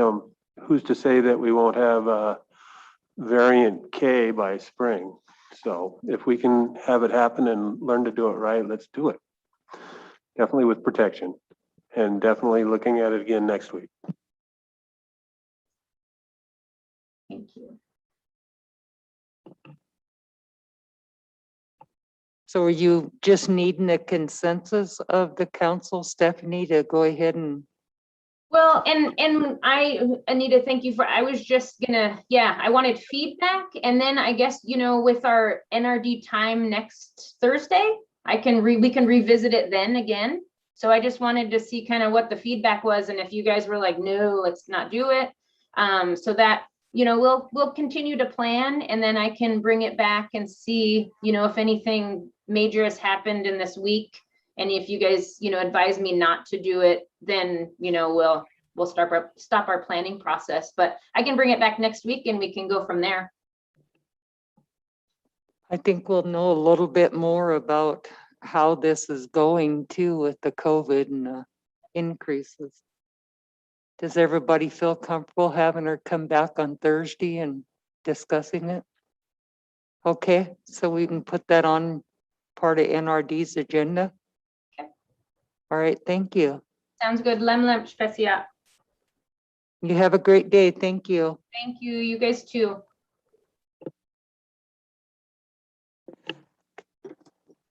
Okay, so I got one issue that we need to go out of regular and into executive for a few seconds. So